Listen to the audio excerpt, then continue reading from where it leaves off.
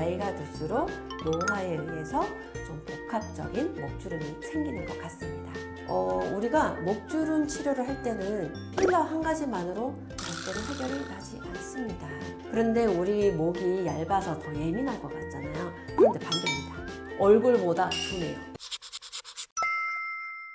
선생님 안녕하세요. 네, 안녕하세요. 네, 또다시 시청자분들이 많이 궁금해하시는 고민 중에 이런 고민 되게 많을 거예요. 연예인분들도 여기 관리에 엄청 힘쓴다고 들었거든요. 나이를 숨길 수 없는 목주름. 네, 이 목주름 관리에 또 특화된 치료법이 이 청담문예의원에는 준비되어 있다고 들어가지고 이 컨텐츠를 준비해봤습니다. 네. 선생님, 일단은 이 목주름이 생기는 원인은 뭔가요? 이 목주름은 생기는 원인이 좀 여러 가지가 있는데요. 일단은 생활 습관이 큰 원인으로 작용합니다. 네. 그래서 앞으로 숙이고 책을 보거나 스마트폰을 많이 본다든지, 아니면 이렇게 책을 보거나 이렇게 TV 볼 때 이렇게 뒤로 기대고 목을 기울이는 자세로 장시간 있다든지 하는 그런 습관에서 오는 경우가 많습니다. 그리고 나이가 들면서는 피부가 또 얇아지잖아요. 그렇다 보니까 기존에 있던 목주름도 막 두께가 두꺼워지기도 하고, 가로주름만 있다가도 이제 세로주름도 생기기 시작하고, 자글자글한 잔주름이 생기고, 이렇게 나이가 들수록 노화에 의해서 좀 복합적인 목주름이 생기는 것 같습니다. 그러면 집에서 이렇게 홈케어로 관리할 수 있는 부분은 어떤 게 있을까요? 목주름 같은 경우는? 네, 이제 시술도 중요하지만 집에서 관리하는 것도 중요하겠죠. 그리고 시술하고 나서 또 생활 습관을 좀 이렇게 열심히 하지 않으면 빨리 돌아오는 경향도 있기 때문에 집에서는 일단은 좀 올바른 자세, 그래서 목을 이렇게 앞으로 고개를 숙이는 자세를 가급적이면 이제 피하셔야 됩니다. 그래서 이렇게 가능하면 이렇게 좀 똑바로 들고 TV를 본다든지 책을 읽는다든지 자세를 좀 주의해 주시고요. 그 다음에 우리가 기초 화장품 바를 때 이 얼굴 면적과 목 면적이 같다고 생각하시면 됩니다. 그래서 얼굴에 바르는 세럼이나 뭐 수분 크림이나 이런 이제 좋은 화장품을 목에도 똑같은 양을 발라 주셔야 됩니다. 그리고 발라 주실 때 이 이중턱에서 이 쇄골이나 가슴까지 바르셔야 되고요. 이 옆쪽으로도 이 목주름이 끝까지 있는 거기까지 다 바르셔야 됩니다. 그리고 심지어 목 뒤에도 선 주름이 있는 경우 있거든요.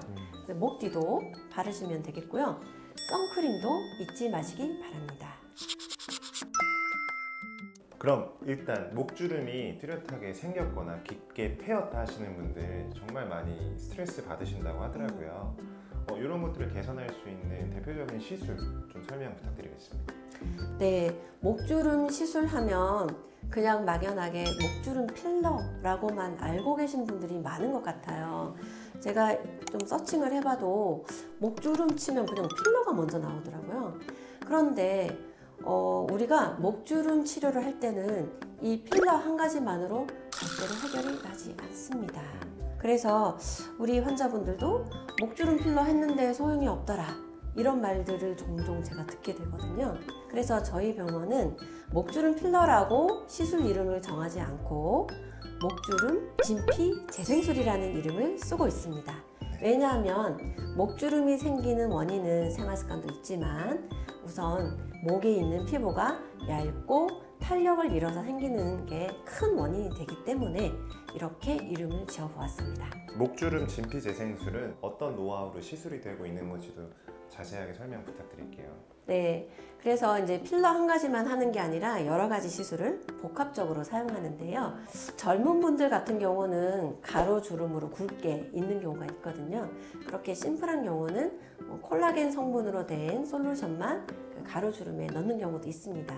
그러나 대부분의 30대, 40대 이상 목주름의 경우는 세로주름, 가로주름, 자글자글한 잔주름, 여러 가지 복합적인 문제가 있기 때문에 여러 가지 치료법을 믹스를 하는데요. 이 목주름도 오래되면 색소 침착이 됩니다. 그래서 미백을 위한 피코토닉 레이저를 하고요. 그 다음에 이렇게 닭벼슬 주름이라 그러는데 이 세로주름이 생깁니다. 여기에다가는 보톡스 원액을 이용한 세로주름 보톡스 시술을 합니다. 그 다음에 이 가로로 선명하게 있는 주름에다가 필러를 주입을 하는데요. 이 목주름 이제 시술을 위한 필러는 좀 특화된, 좀 성상이 좀 부드럽고 재생인자가 포함되어 있는 필러를 선택해서 저희는 쓰고 있는데요. 주입을 할 때도 이렇게 동글동글 구슬처럼 넣으면 굉장히 자국이 오래가고 고생을 하는 경우도 있는데요. 저희 병원은 이렇게 선으로 넣습니다. 그렇게 하면 시술 직후에도 거의 표가 나지 않습니다.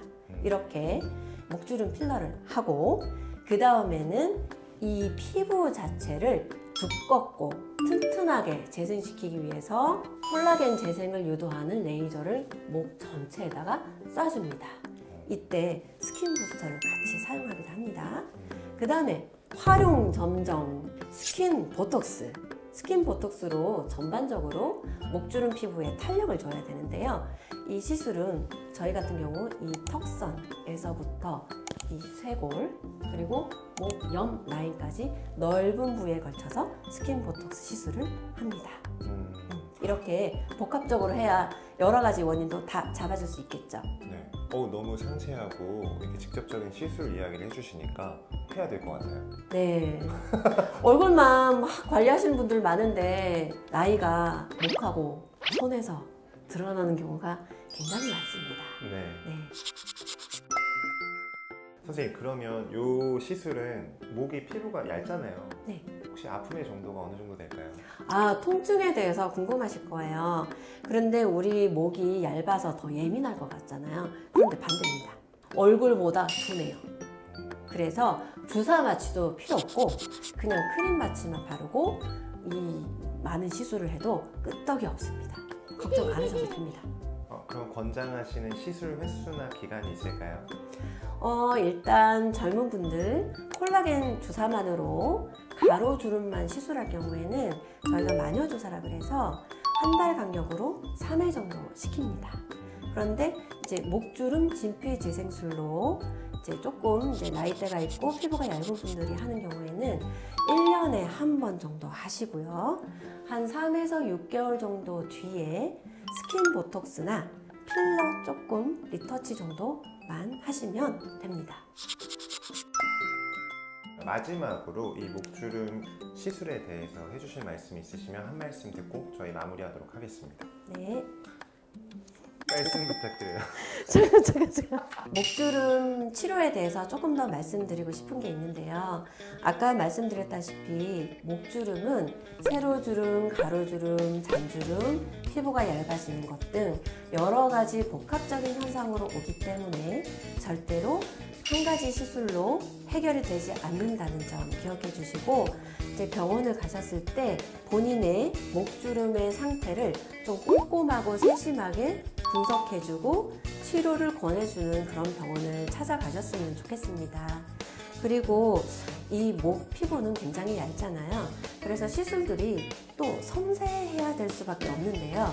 이 스킨 보톡스라든지 아니면 이 세로주름 보톡스라든지 그리고 특히 필러 이런 경우에는 굉장히 숙련된 어떤 손기술이 좀 필요한 게 사실입니다.